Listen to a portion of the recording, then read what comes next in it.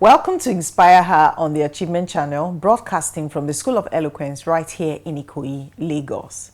Today, we tackle the most important conversation you ever have, mastering the inner dialogue.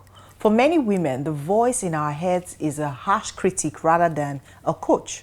Whether it's imposter syndrome or fear of failure, how we speak to ourselves determines our height. And today we learn to silence the critic and amplify the leader.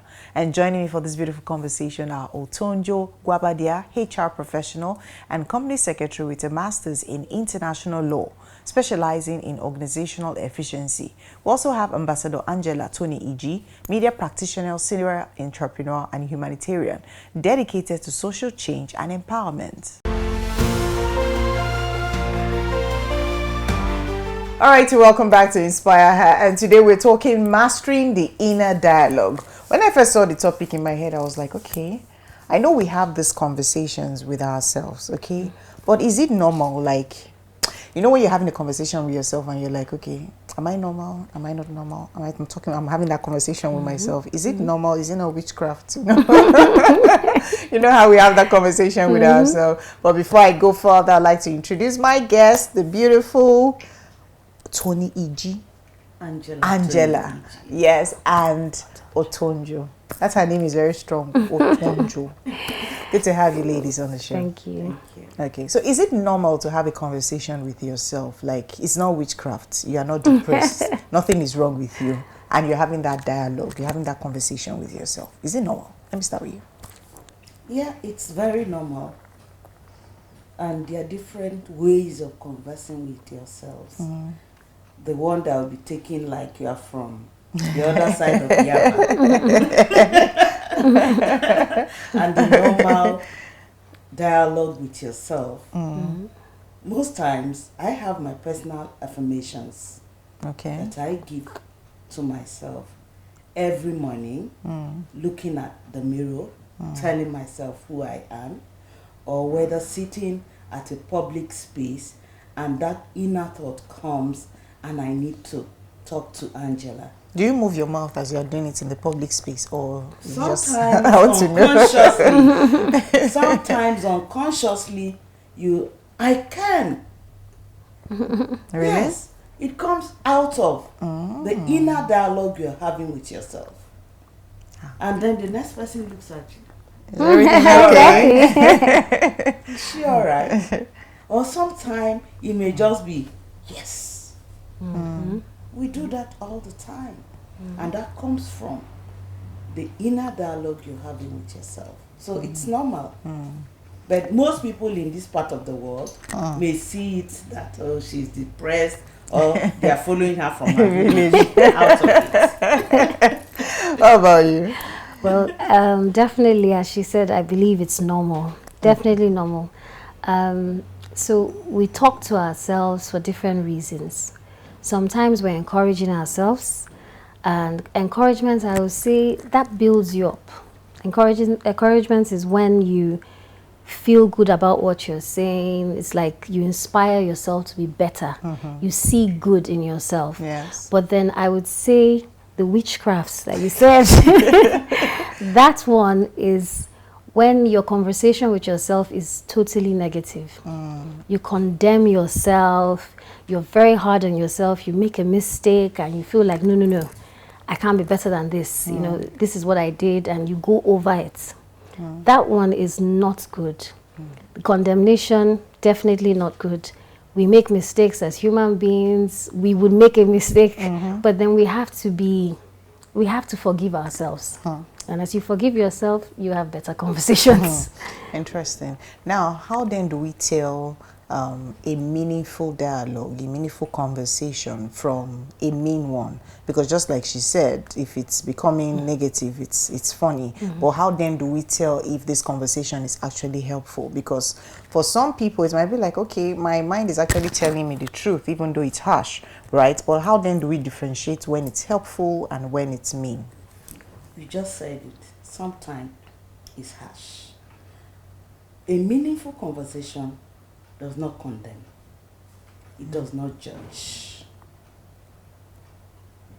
But The one that it's not meaningful demeans you, reduces you. And so, which one will you take? It's either you telling yourself, oh, you could have done it better, you would have done it this way, you would have gone that way, this direction, not that direction. But then, the other one tells you, why did you go that way?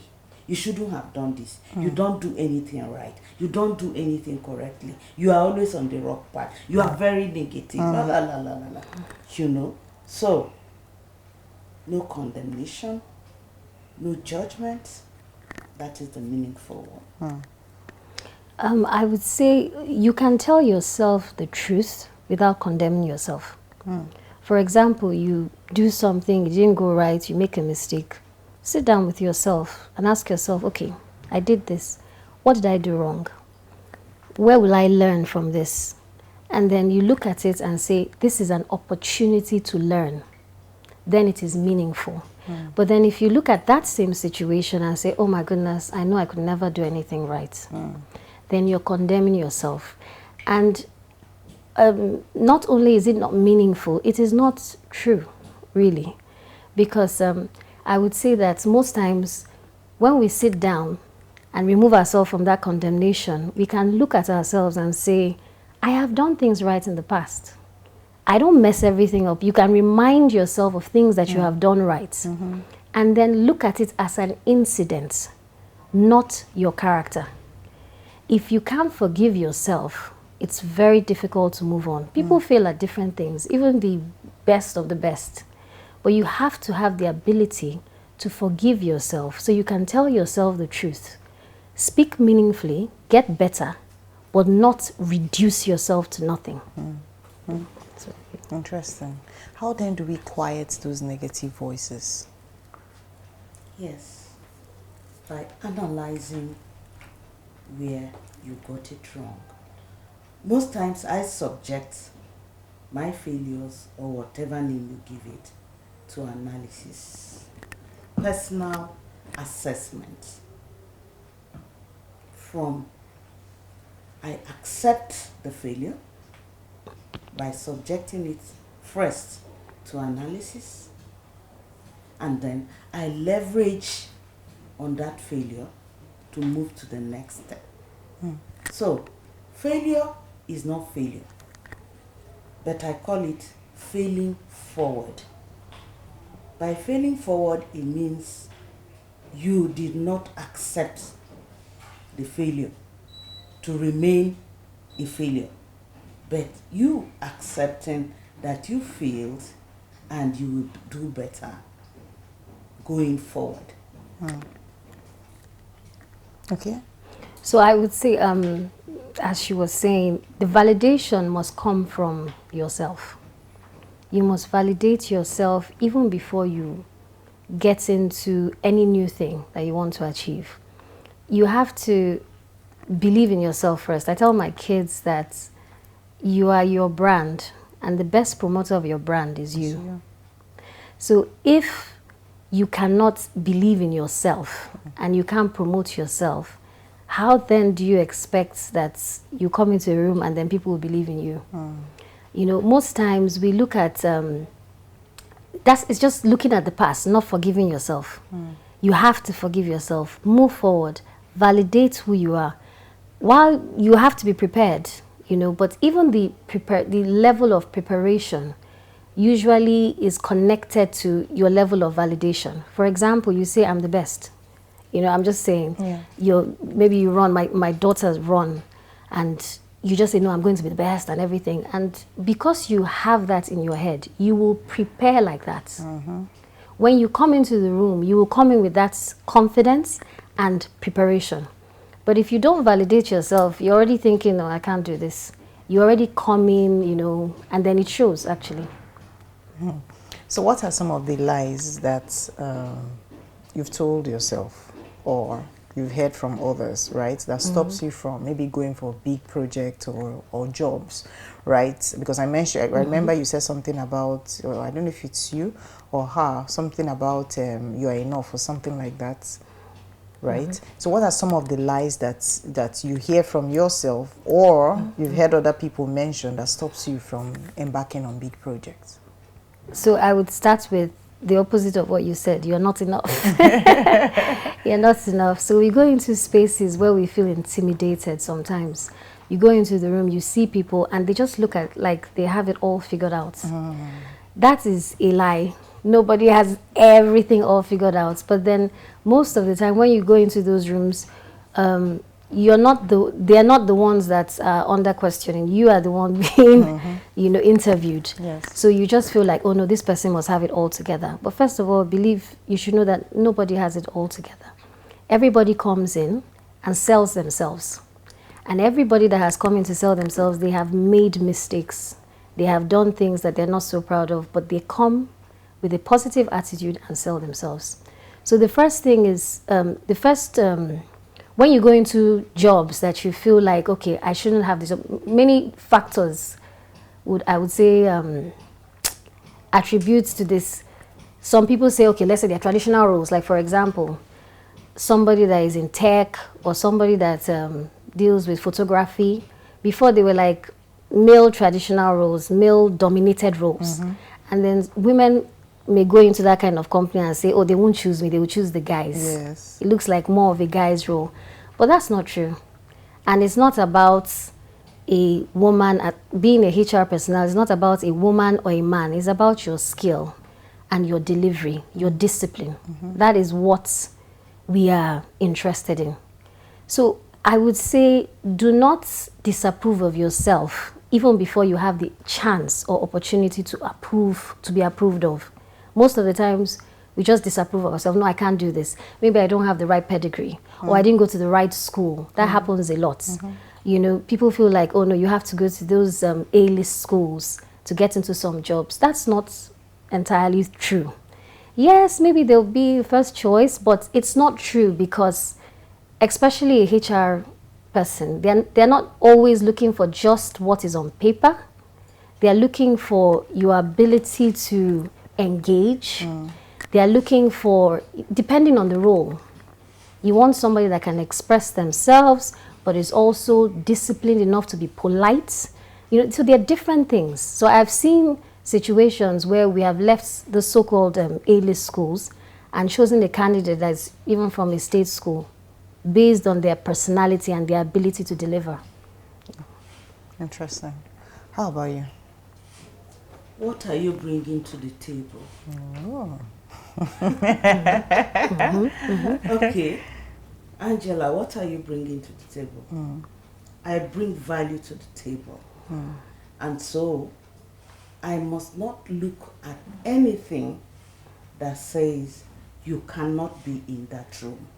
Because I know I have the value to add. Value addition is very important to be in a room. And building confidence is more important for you as a person to deviate from that lie that you cannot do it. The moment you build your confidence, telling yourself, if this person that is there, she has no two heads, and so I can't be in that room, then I will accept that or prove that I will be in that room. So those lies, I call them fear. So you must remove that fear to give away that lie. So the lie most times is fear to take the giant step. All right. We need to go on a short break. When we come back, we will continue this conversation about mastering the inner dialogue. Do stay tuned. We'll be right back.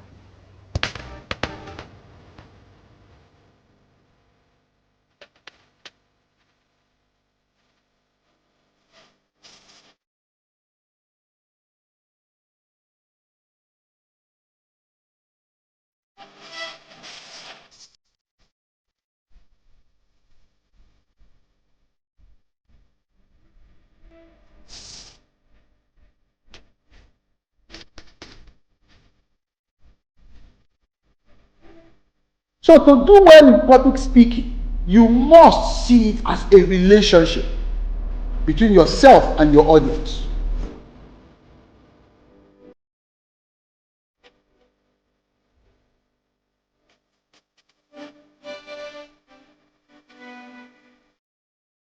Speak with power. Speak with power. Speak with power. Speak with power.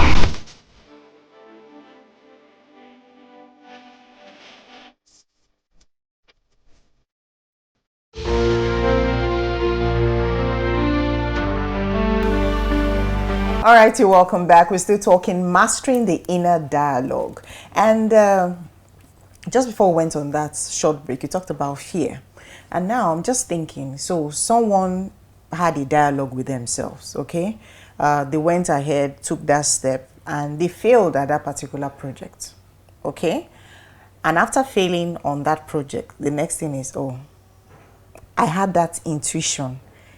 I didn't want to go for it, but I still went ahead, right? So my point is, how then do you come back after you have failed on a project, right? That you don't feel, you don't hold back. It doesn't keep you static in that same position just because you tried something, it didn't work, and you're like, okay, I'm not doing it again because I had intuition from the onset, but I still went ahead and took that project.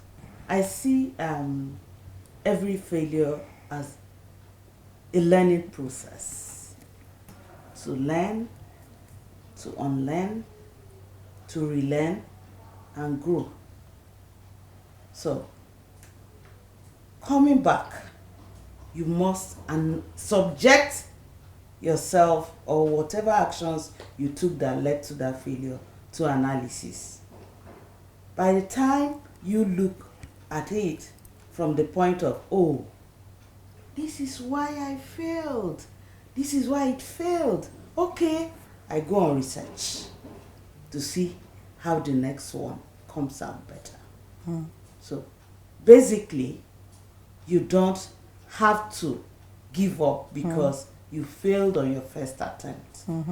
The gadgets we use now and all that, how did they come about? It was from one improvement to the other.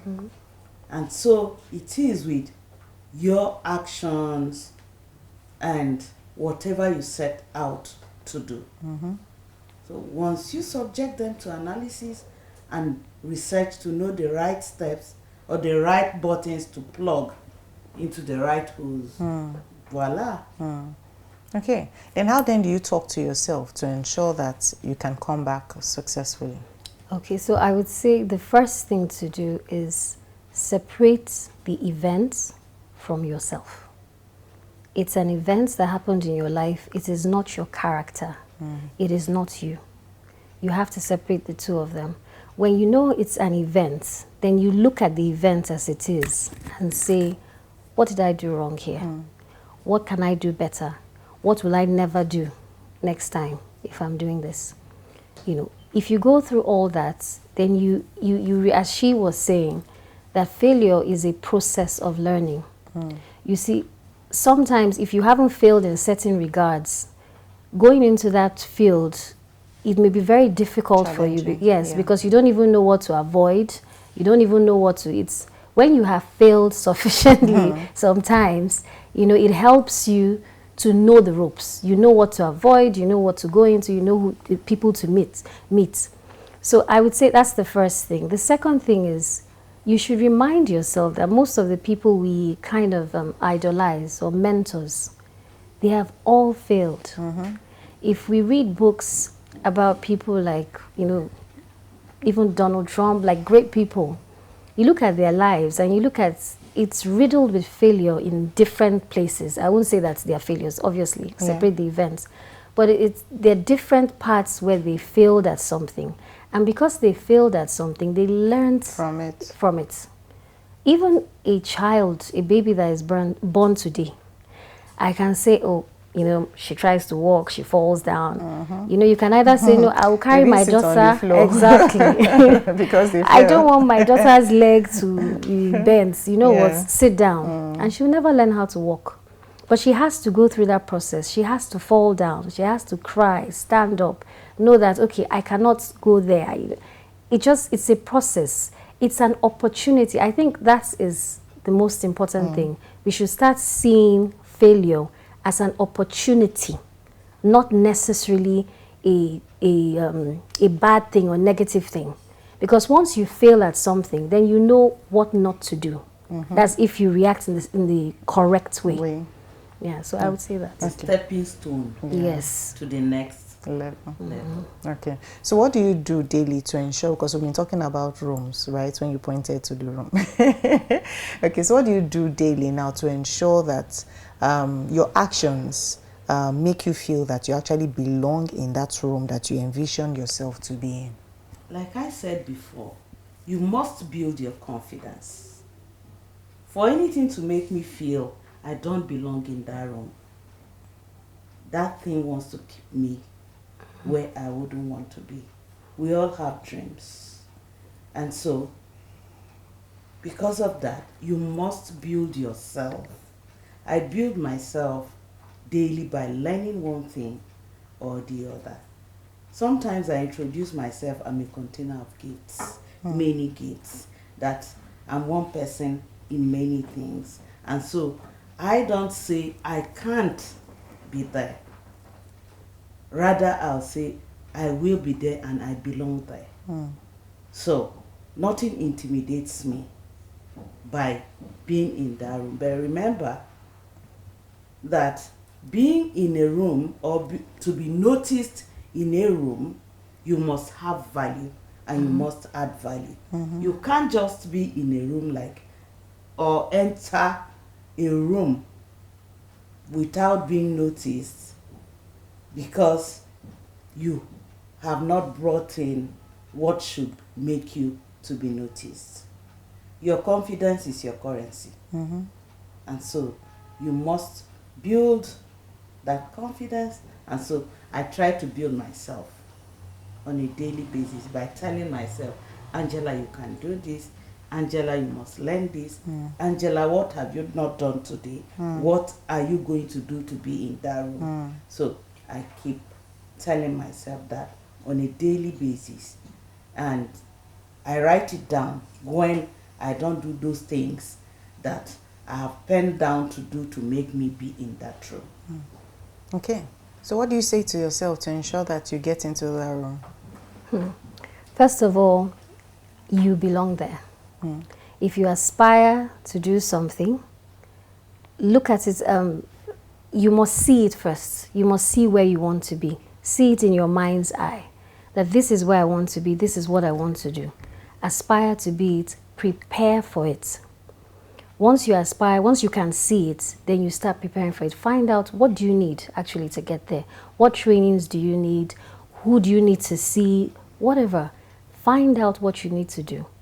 Aspire, train, and then be confident when you get into the room.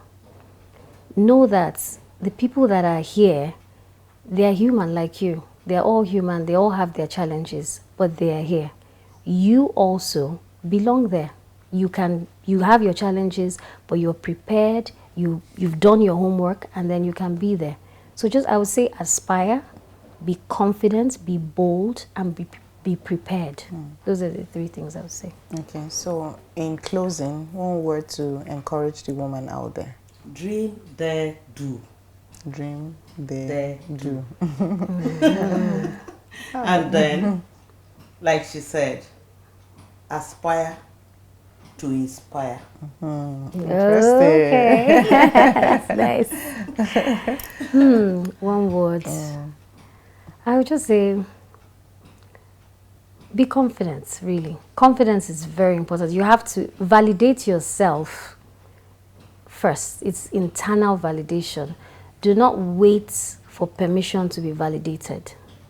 You have to validate yourself before others validate you. Interesting.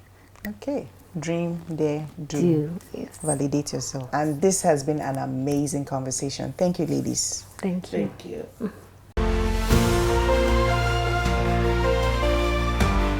Hi everyone, my name is Brenda Onwawaro. I'm a parent of Lagoon School and also a member of the 30th Anniversary Planning Committee. And today we have Achievement Channel here with us. We say keep watching Achievement Channel. Thank you. My name is Ugonwa Ohuche and we're celebrating our 30th anniversary and the Achievement Channel is here.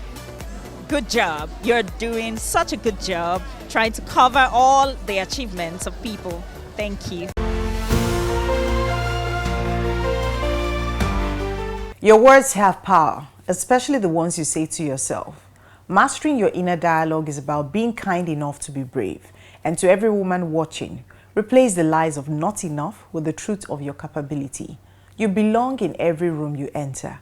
Thank you to Otonjo and Angela for their incredible insight. Follow us at Achievement Channel and use the hashtag We See Possibilities to share your thoughts. I'm Onome Igugu again. See you next time.